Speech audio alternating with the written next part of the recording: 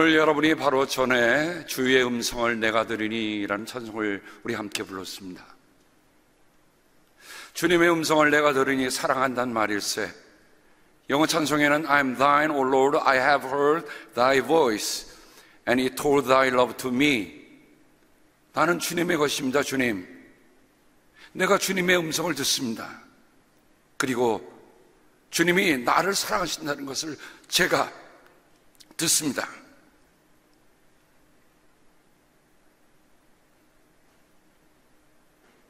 여러분, 구약 성경에 나타난 그 모든 것 가운데 가장 중요한 말 하나를 고르려면 여러분 뭐라고 들으실 수 있겠습니까?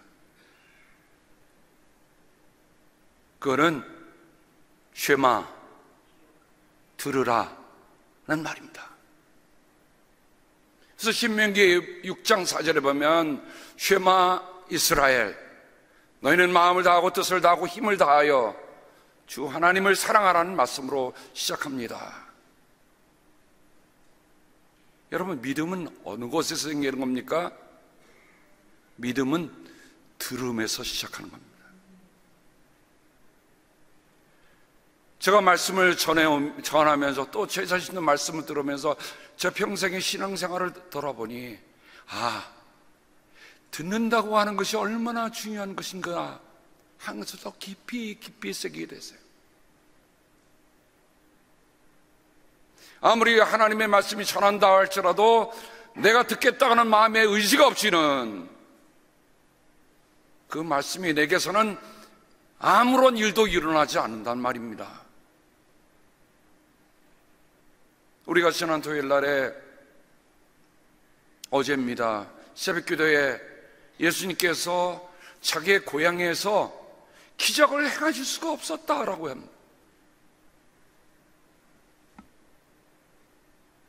아니, 그렇게 놀란 분이요, 왜 그곳에서는 기적을 행하지 못하셨습니까? 이유는 하나입니다. 들으려 하지 않았다는 것입니다. 사랑하는 성도 여러분, 우리의 삶이 길지가 않습니다. 우리가 하나님의 말씀을 들을 시간이 많지가 않아요. 들으세요. 들으려는 마음 없이 들으려 하지 말고 앞으로 4주간 동안에 하나님의 말씀성에 제가 스가랴서를 읽으면서 마음이 뜨거웠어요. 주님, 겨울 내내, 여름 내내, 여름 내내, 겨울 내내 하나님의 성전에서 주의 생수가 솟아날 것이다라고 했는데, 그 솟아나는 스가랴가 전한 그 하나님의 놀라운 예언의 말씀이 바로 이곳에서 이루어지기를 주님의 이름으로 당부합니다. 가장 중요한 것은 들으라고 하는 성도들의 마음의 결단과 의지입니다. 그래서 사도 바울은 로마서 10장 17절에 그러므로 믿음은 어디에서 생긴다고 그랬어요? 들음에서 생기고, 믿음은 들음에서 생기고, 들음은 그리스도를 전하는 말씀이라고 하는데 직역하면 그리스도의 말씀에서 비롯됩니다. 그러니까 그리스도의 말씀을 들을 때 믿음이 생기는 겁니다.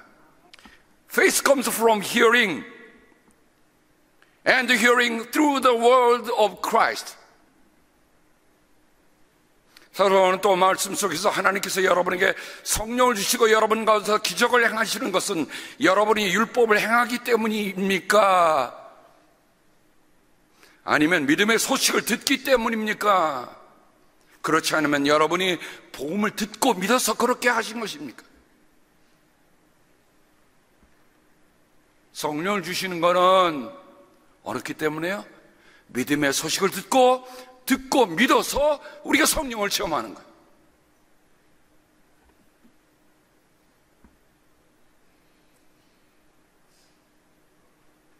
오늘 우리는 고린도후서 12장 읽었습니다. 고린도후서 12장에 보면 바울이 자기의 자전적인 고백이 담겨 있습니다.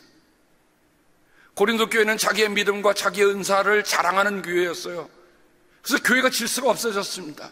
문제는 다 갖고 있는 교회가 고린도 교회였다. 바울은 불가피하게 고백을 하는 겁니다. 자기를 드러내려고, 자기를 자랑하려고 들으는 게 아니라 내가 이 이야기를 하지 않으면 이 사람들이 이것을 깨닫지 못하기 때문에 이 이야기를 하는 겁니다. 고린도후서 12장 1절에 보면 자랑함이 나에게 이룰 것은 없으나 이미 말이 나왔으니 주님께서 보여주신 환상들과 계시들을 말할까 합니다. 나는 그리스도를 믿는 사람 하나를 알고 있습니다. 그는 14년 전에 셋째 하늘에까지 이끌려 올라갔습니다. 그때 그가 몸 안에 있었는지 몸 밖에 있었는지는 나는 알지 못하지만 하나님께서는 아십니다. 여러분, 하나님 체험, 하나님의 성령이 체험한다는 것은 내가 인식하는 것을 뛰어넘는 일이에요. 내가 이해하지 못한다고, 내가 알지 못한다고 여러분 믿음 포기하지 마세요. 그래도 들으려고 애를 써야 돼요. 하나님, 내가 듣기를 원합니다. 듣게 하여 주시옵소서. 알려주시옵소서. 하나님의 신비로운 체험을 한 사도 바울은 내가 몸 안에 있었는지 몸 밖에 있었는지 알지 못한다 얘기합니다. 나는 이 사람을 압니다. 그가 몸을 입은 채 그렇게 했는지 몸을 떠나서 그렇게 했는지를 나는 알지 못하지만 하나님께서는 아십니다. 네, 맞습니다. 내가 하나님을 안 게 아니에요. 신앙은요, 하나님이 나를 알고 계신다는 걸 아는 거예요. 우리는 많은 시간 나는 하나님을 알고 싶다고 하면서 뭐 책도 보고 뭐 여러 가지 많이 하잖아요. 근데 깊이 들어가 보면 결국 하나님이 나를 알고 계신다는 것을 내가 아는 거예요. 그게 신앙입니다. 이 사람이 나고네요 이끌려 올라가서 말로 표현할 수도 없고 사람이 말해서도 안 되는 말씀. 제가 헬라어 원어를 랄레오를 적었습니다. 이유가 있어서 거기에 토를 달아놨어요. 말로 표현할 수도 없고 사람이 말해서도 안 되는 말씀을 들었습니다. 나는 이런 사람을 자랑하려고 합니다. 그러나 나 자신을 두고서는 내 약점밖에는 자랑하지 않겠습니다. 내가 자랑하려 하더라도 진실을 말할 터이므로 어리석은 사람이 되지는 않을 것입니다. 그러나 자랑은 삼가겠습니다. 그것은 사람들이 내게서 보거나 듣는 것 이상으로 나를 평가하지 않게 하려는 것입니다. 참 이상해요. 사람은요, 어떤 사람이 특별한 뭐가 있다 그러면요, 그 사람을 요 정도로 보는 게 아니라 이렇게 부풀려서 봅니다. 그렇죠? 바울은 그것을 경계했던 겁니다. 그 사람의 경계가 아니라 자신에게 그 경계한 거예요. 내가 받은 엄청난 계시를 때문에 사람들이 나를 과대평가할지도 모릅니다. 그러므로 내가 교만하지 되지 못하도록 하나님께서 내 몸에 가시를 주셨습니다. 여러분, 여기 나타나는 가시라고 하는 말은 단지 이렇게 생선가시 같은 나무가시 같은 가시가 아니에요. 스콜롭스라는 말은 말뚝입니다. 여러분, 텐트를 칠 때 가시 안으로 버틸 수 있어요? 유목민들이 텐트 막 바라보면 굳게 날려면 큰 담한 말뚝을 하는데 로마인들이요, 사람들을 처형할 때 쓰는 방법 중에 하나가 산 사람이 말뚝을 박습니다. 가시 하나 찔러서 그 사람을 죽이겠어요? 다른 말로 하면 이 가시라고 하는 자기가 몸 진저리 치도록 죽음의 턱까지 가는 고통이 수반한 가시라는 말입니다.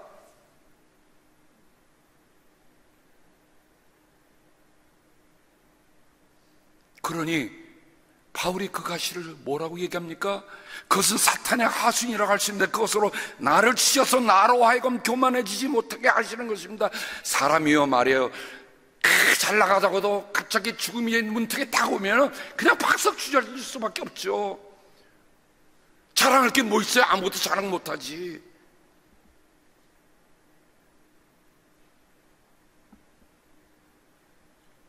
그래서 바울은 주님, 내게서 이 가시가, 이 말뚝이 떠나게 해달라고 주님께 3번이나 간청합니다. 여러분, 유대인들에게서 3번은 다 한 거예요.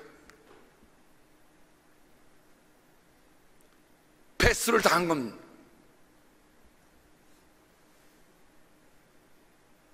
여러분, 이 지경까지 되면 여러분은 어떻게 하시겠습니까? 저는 이번에 말씀을 다시 읽으면서 제 마음속에 와 닿았던 말씀이 바로 오늘 제목입니다. 그러나 주님께서는 내게 이렇게 말씀하셨습니다.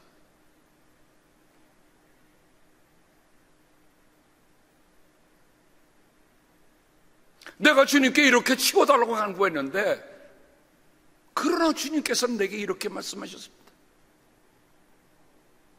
내가 요청한 거와 다릅니다. 내가 요구한 거와 다릅니다. 그러나 라는 말을 여러분 생각하면서 주님께서 내게 이렇게, 내가 주님께 말씀을 드렸는데 주님께서는 내게 이렇게 말씀하셨단 말이죠.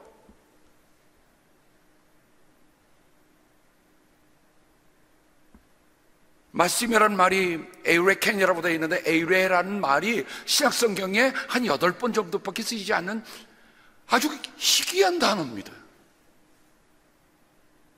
근데 왜 바울이 그렇게 통상적으로 쓰는 말을 쓰지 않고 여기에는 주님께서 내게 말씀하셨다는 말은 흔하게 쓰는 그 말씀이 아니라, 만약 이 말을 의역을 해본다면 주님께서 특별히 이렇게 말씀하셨다, 그렇게 우리가 받아야 돼요.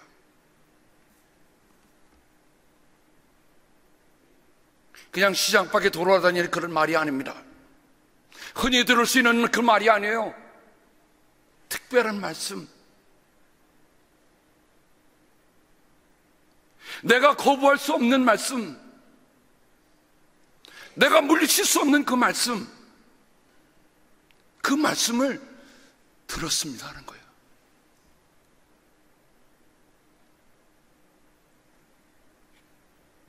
제가 그 에우레라는 말을 찾아보니까 요한복음 12장 50절에 예수님께서 말씀하십니다. 나는 그의 명령이 영생인 줄 안다. 그러므로 나는 무엇이든지 아버지께서 나에게 말씀하여 주신 대로 말할 뿐이다.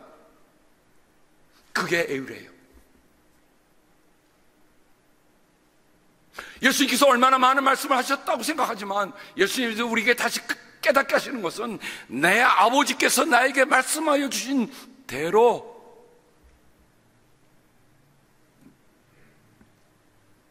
히브리서 10장 15절에도 그리고 성령도 우리에게 증언하여 주십니다. 먼저 이렇게 말씀하셨습니다. 에우레를 쓰고 있는데, 주님께서 말씀하시다. 그날 이후에 내가 그들에게 세워줄 언약은 이것이다. 나는 내 율법을 그들의 마음에 박아주고, 아이고,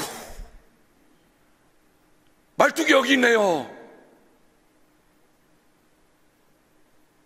성도들의 마음 속에는 뭐가 박혀야 됩니까? 하나님의 말씀에 말뚝이 박혀야 돼요.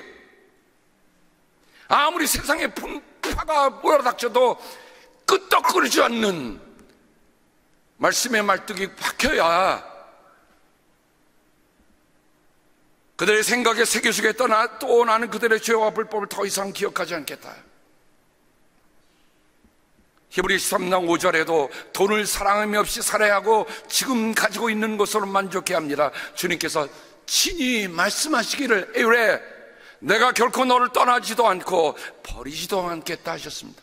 그 많은 말씀 가운데 내 마음속에, 내 가슴속에 박혀있는 말씀은 내가 결코 너를 떠나지 않고 버리지 않겠다. 누가 하셨던 말씀이죠? 하나님께서 모세가 죽은 뒤에 모세의 뒤를 이끌 여호수아에게 주셨던 말씀 아닙니까? 이사야에게 주셨던 말씀 아닙니까? 포로로 끌려간 그 백성들에게 주셨던 말씀이 뭐예요? 내가 너희를 떠나지 않겠다, 내가 너희를 버리지 않겠다. 그 말씀이 마음속에 말뚝처럼 박혀있는 거예요. 그래서 우리는 담대하게 이렇게 말합니다. 주님께서는 나를 도우시는 분이시니 내게는 두려움이 없다. 누가 감히 내게 손댈 수 있으랴.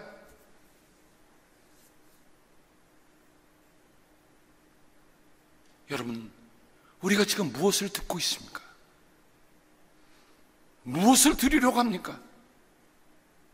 세상 살아가는 요령들과 세상 살아가는 뉴스는 우리가 귀 열어서 들으려고 하고 있지만, 정작 내 말씀에 그 세상의 모든 것을 이겨낼 수 있는 말씀의 말뚝이 정말 내가 갖고 있는 가시보다도, 내 몸의 육체의 가시보다도 더 크다고 여러분 그렇게 믿을 수 있겠습니까?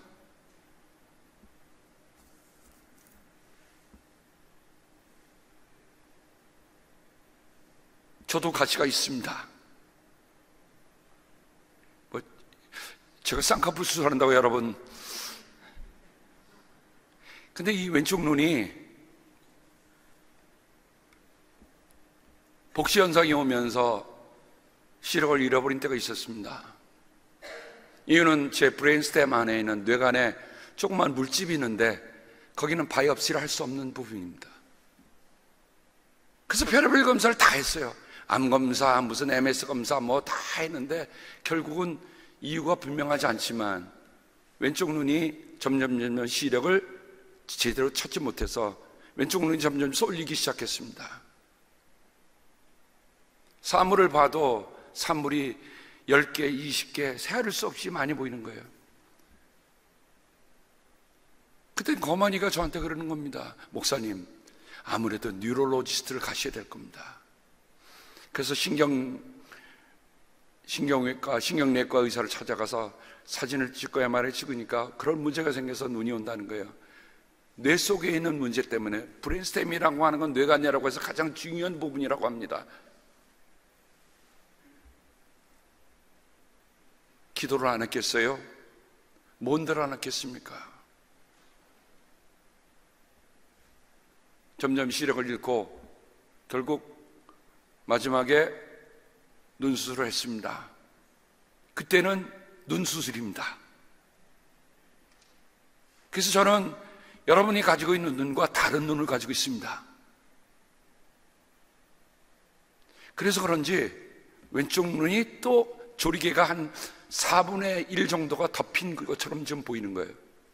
그래서 할 수 없이 눈꺼풀을 들어 올리는 수술을 하는 겁니다.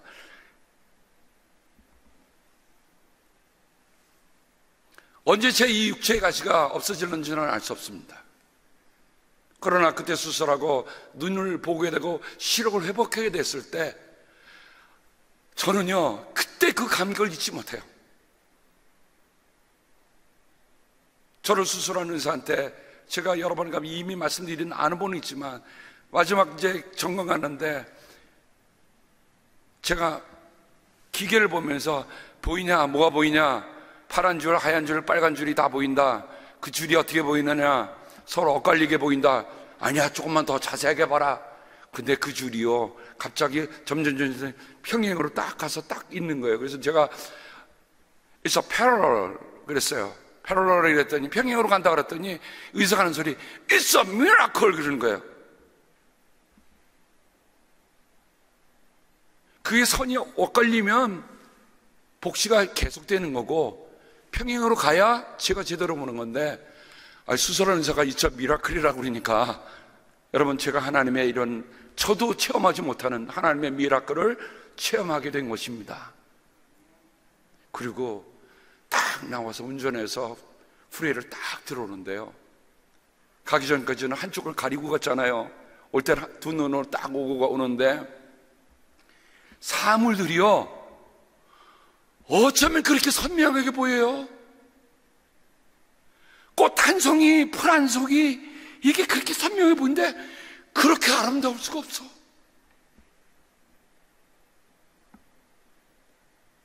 근데 살다 보니까요, 그게 그대로 그 감격이 어디로 가고 그냥 다 보이는 거 그냥 그대로 살더라고요.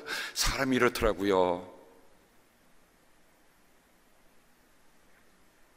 여러분, 바울의 체험 가운데 바울이 눈을 못 봤다가 다시 본 경험이 사도행전은 3번 기록되고 있는데, 사도행전 두 번째 사도행전 22장은 왜 중요하냐면, 사도 바울이 유대인들 앞에서 자기가 왜 이방인의 사도가 됐느냐 하는 것을 얘기하면서 한 그 자신의 신앙 체험을 얘기하는 겁니다.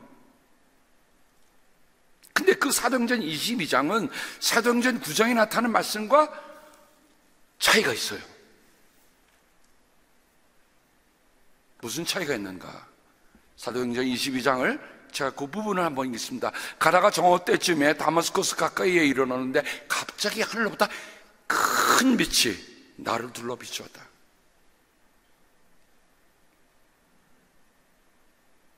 다른 사람이 경험할 수 없는, 사도 바울은 큰 빛이라고 표현합니다.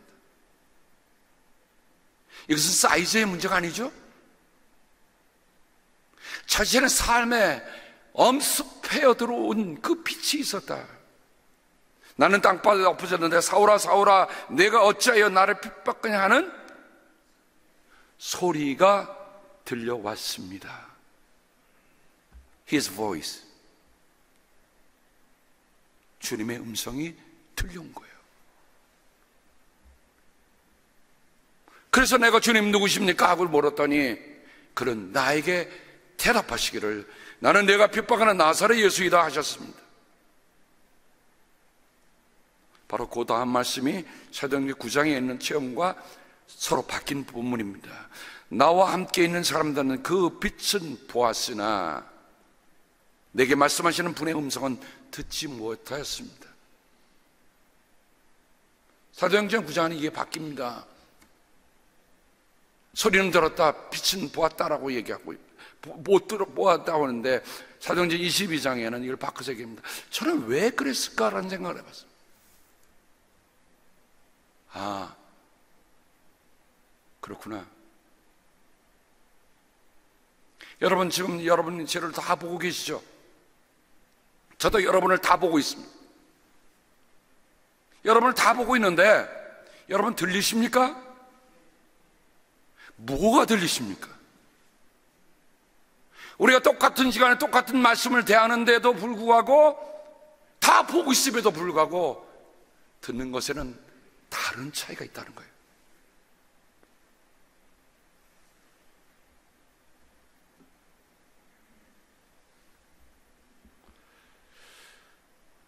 그리고 넘어가면 아나니아를 보내셔서 아나니아가 바울에게 한 말씀이 있습니다. 우리 조상의 하나님께서 당신을 택하셔서 자기의 뜻을 알게 하시고 그 의로우신 분을 보게 하시고 그분의 입에서 나오는 음성을 듣게 하셨습니다.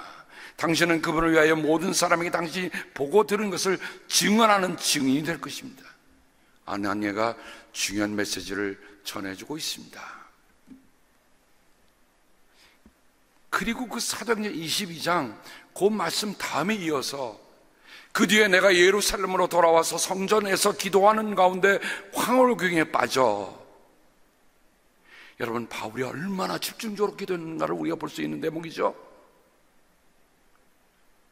주님이 내게 말씀하시는 것을 보았습니다. 저는 이게 기도예요. 하나님, 우리 사랑하는 성도들이 주님의 집에 와서 기도할 때 주님의 말씀하신 것을 보게 하옵소서. 주님이 말씀하신 것을 듣게 하여 주옵소서.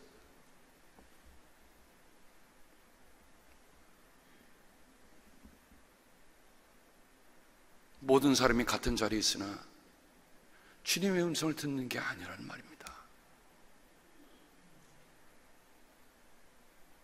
사도행전 27장으로 가보면 바울이 로마로 압송되어가는 사건이 있습니다. 그런데 바울이 지금은 풍랑이 있는 때니까 가면 안 된다고 했는데 선주의 말을 더 들은 이 로마 대장은 그냥 강행을 합니다. 아니나 다를까 유럽 올라오는 광풍 때문에 그들이 바다에서 10나흘간 표류합니다. 여러 날 동안 해도 별도 보이지 않고, 해도 보이지 않는 거예요, 여러분.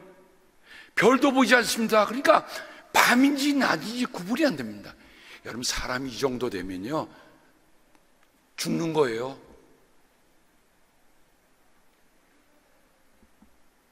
거센 바람이 심하게 불었으므로 우리가 살아남으려는 희망을 점점 잃었다. 사람들은 오랫동안 아무것도 먹지 못하고 있었다. 당연하죠. 뭘 먹어요? 이리 굴르고 저리 굴르고 그들은 이젠 끝났구나. 희망을 다 포기할 그때입니다. 근데 그때 사도 바울이 일어나서 한 말이 있죠. 바로 지난 밤에 나의 주님이시여 내가 섬기는 분이신 하나님의 천사가 내 곁에 서서 바울아 두려워하지 말아라. 너는 반드시 왕자 앞에 서야 한다. 보아라, 하나님께서 너와 함께 타고 가오는 모든 사람의 안전을 너에게 맡겨주셨다 하고 말씀하셨습니다. 여러분, 밤낮이 구별되지 않는 그 엄청난 위기 속에서 하나님이 말씀하신 말씀을 바울은 듣고 있단 말입니다. 아니, 바람 소리가 더 셀 텐데 사람들의 신음소리가 더 셀 텐데 바울은 하나님의 말씀을 듣고 있습니다. 그리고 바울은 얘기합니다. 하나님이 말씀하셨으니, 하나님의 천사를 통해서 하나님이 말씀하셨으니, 그러므로 여러분 힘을 내십시오. 나는 하나님께서 나에게 말씀하신 그대로 되리라고 믿습니다. 아멘. 사랑하는 성도 여러분, 여러분의 삶이 힘들고 어려울 때 주님이 여러분의 삶에 찾아오셔서 그 밤에 어떤 말씀하셨는가, 어떤 말씀하고 계신가 들을 수 있길 바랍니다. 들어야 삽니다.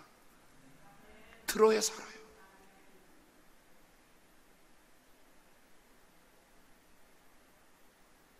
His voice, 주님의 음성은 The power of reverse, 역전시키신 힘이에요.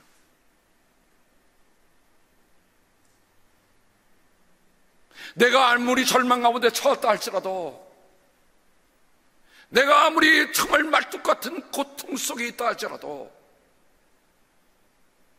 주님 말씀 한 번 하시면 나는 일어날 수 있는 겁니다. 그 말씀 때문에 내가 사는 거예요.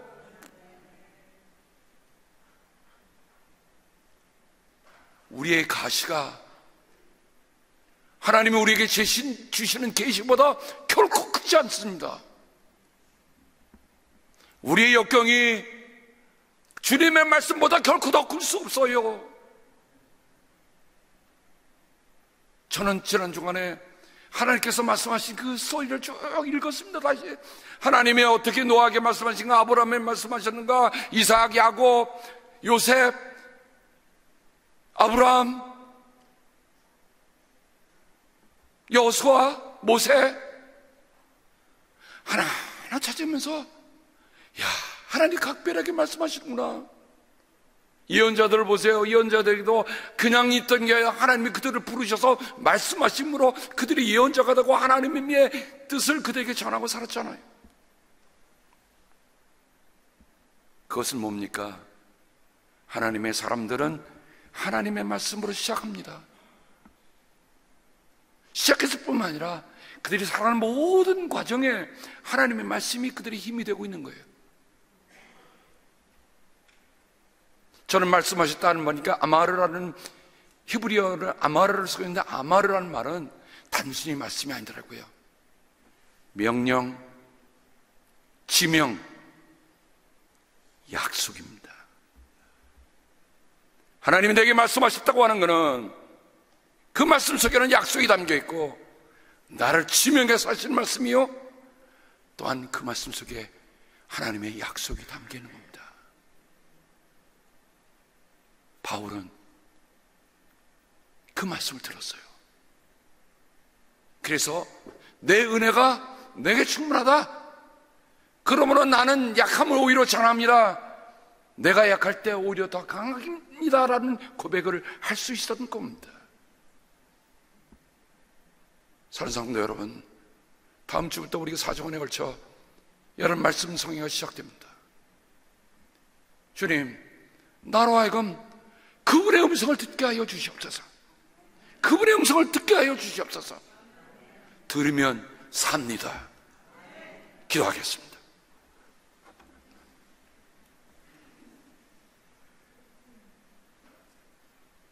하나님,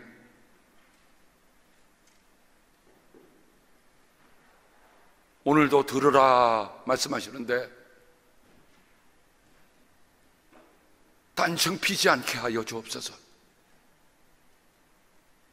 하나님의 말씀에 어수선하지 않게 하옵소서. 하나님 말씀 들으면서 전화기 만지작거리지 않게 하옵소서. 이것이 내 생명을 판가름하는 말씀이기에, 그래서 그 말씀 하나에 집중하도록 하나님 함께하여 주시옵소서. 예수님의 이름으로 간절히 기도합니다. 아멘.